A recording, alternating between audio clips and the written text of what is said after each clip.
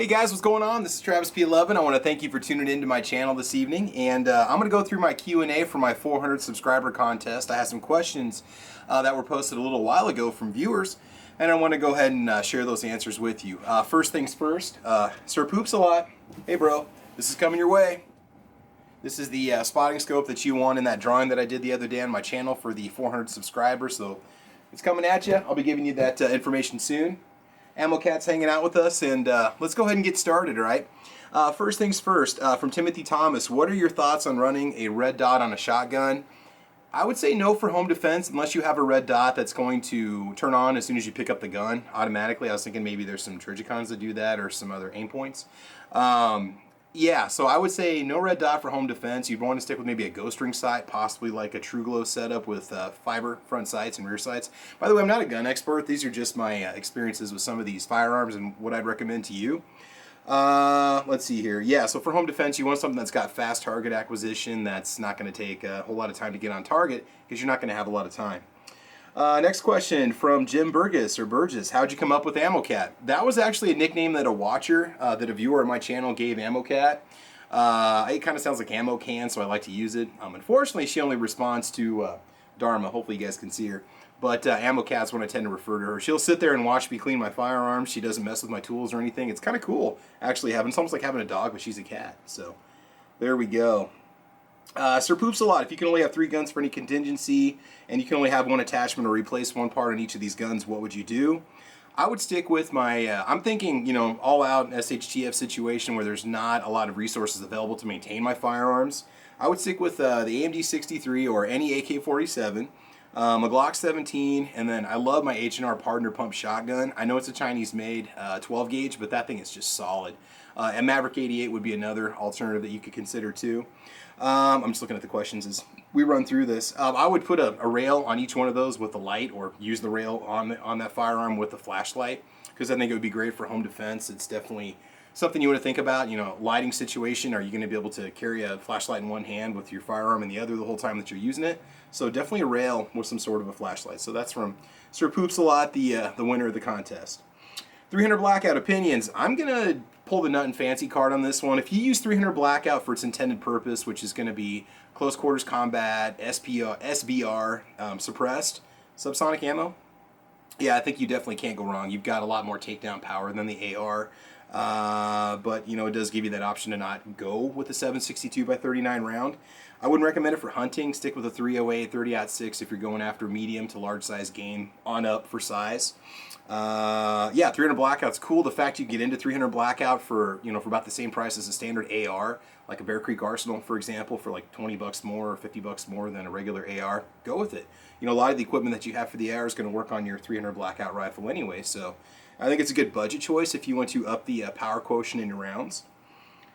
Let's see here. Do I prefer a bird cage or something different for, you know, like a muzzle brake? Flash suppressor, and so on. I just stick with A2s. Whatever comes on the gun is what I generally use. On the AMD 63, oh, by the way, that question was from Darren Day. On the AMD 63, I did take that huge muzzle brake off the front of it because it weighed 5 ounces. I put a standard Tabco slant style brake on it. By the way, Roberts MX1 was the question about the 300 Blackout. Yeah, so I just go with the standard high. I love the look of the aftermarket hiders, but they're just out of my budget, so I don't, you know, nothing wrong with them. If they work great, do some research, see if they work for you. Aftermarket side preference for a carry gun, I don't have a lot of experience with them. From what I've read and what I've seen, you know, go with Trigicon aftermarket night sights.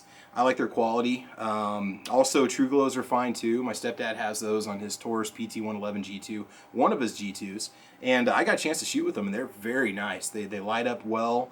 They're a fast target acquisition. I would say definitely go that route. Let's see, and so that was Dale Nichols. Sean Smith, what do you think is a good starter pistol? For the money, all-around range gun, depending on what you want to spend, if you want to go brand new gun, the Ruger 9E, I mean, they're fantastic. You can pick them up for like 330 bucks. Yeah, you only get one, what, 15, 16, or 17 round magazine with it. It's a good all-around pistol. I mean, it's got the rail on it, so you pick a tinny so you can put your attachment on it. They fire well. I fired many rounds through mine. That was the first YouTube video I ever made, was for a Ruger 9E, so I highly recommend one of those as a good starter pistol. Nothing wrong going upscale, M&P, Glock if you want to go that route, SIG P320, a lot of good things about those two. But all around, inexpensive range gun or just a good starter pistol, something easy to learn on that's easy to shoot. Yeah, definitely that 9E. It's got the reversible back straps too, so it fits your hand really well. Will I be participating in the Guns and Geeks podcast in the future from Rock Humper? I did last night and you acknowledged that, so thank you. I'm hoping I can do those more often. I love talking to those guys. Those are podcasts I've been listening to for a while now, and it's cool to be able to give some support to their channels and be there and just have fun talking to those guys. They're a blast. I also do the Tuesday night Hit or Miss podcast with Night Strike, so you can find me over on YouTube on that too when I'm invited, and I get invited a little bit or once in a while for it. I really enjoy it. It's a good time. Let's see here. Mikhail Kalashnikov. This is a legit question. How much for the MD63? They're between $4.99 and $5.49 at Classic Firearms, depending on the day of the week. I've got the James River Armory Edition, and so mine was $650, but it has a special quad rail on the front. Well, not special, but it has a quad rail on the front that's pre-mounted, and a Phoenix Technology grip, which I love. So I paid a premium for it. It is actually stamped, James River Armory, so it is officially their model. It's what I don't know if they're the guys that 922 are it or if there's somebody else that does that. But I've been very happy with it. I paid $650 for it. It's ready to go right out of the box. Sean Callahan, what does Ammo Cap prefer for home defense? Pretty much anything that goes bang. No, pretty much 9mm because we've consolidated calibers in the house, and that's pretty much what we use in just about all the firearms in the house, except for just a Jimenez J822 that fires 22 rounds. I think that's it. We don't have a 380 anymore, don't have a 40, don't have a 45, so 9mm all the way around. Best single stack 9mm from Smeggy 42. I fired the Glock 43. I love the heft. I love the form factor of it. I just couldn't hit the broadside of a barn with it, so it'd be a good gun if you can learn how to shoot it. Nothing against that. I had great luck with my Smith & Wesson Shield. I bought one of the initial ones that had a safety on it right before they announced the no safety version, which I'd recommend you buy if you buy one. I like the Shield. I was fairly accurate with it. I mean, I could hit what I needed to hit with it. You don't have high capacity, but that's a good one. Other ones to look into, I've got a Car CT9 that I'll be taking to the range shooting.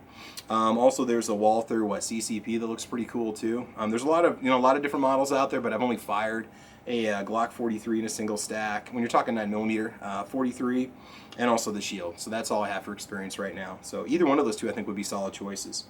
Do I have an AR-15 80% video? No, I don't have a drill press. There's so many awesome videos on that. Maybe at some point I'll do one in the future. I think they're great. I like to look into one of those polymer 80% lowers you can practically hollow out with a sharp stick. Yeah. But anyway, no, I don't have one, but that'd be a good idea for a future video. What does the future hold with firearms and imports by Sly Tiger? By the way, the 80% video was from JetMech85. Firearms and imports, hey, if Trump is as much of a bro with Putin as he says he is, who knows what we're going to be seeing.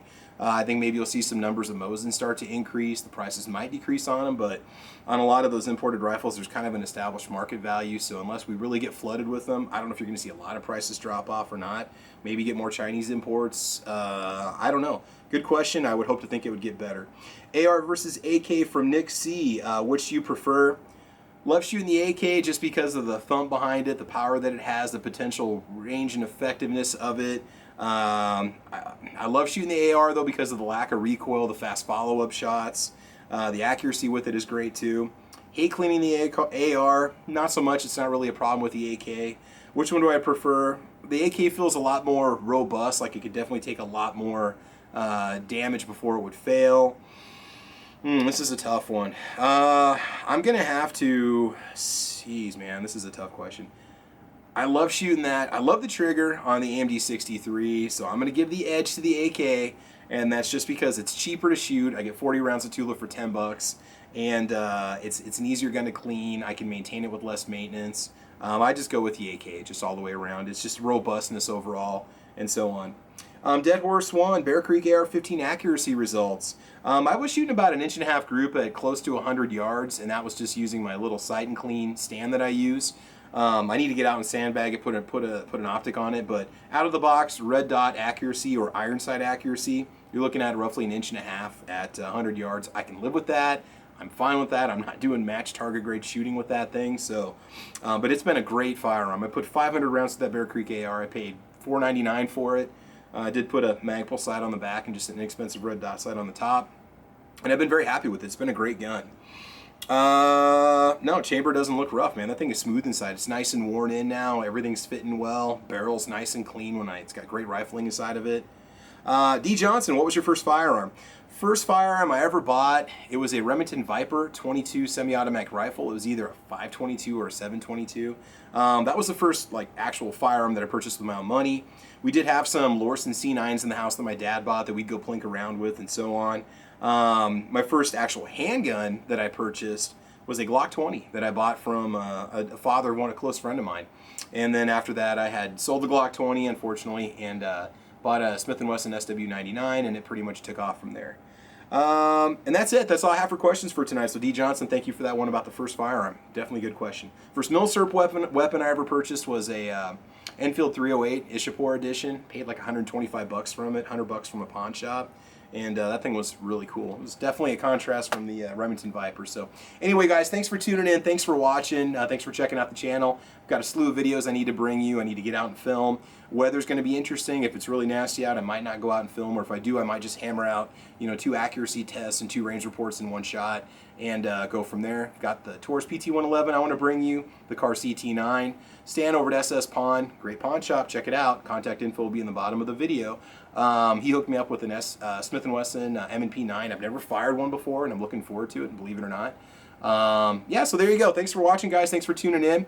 Maybe we can do another one of these and when we get another 500 subscribers. Maybe every 500 I'll do a drawing and a Q&A.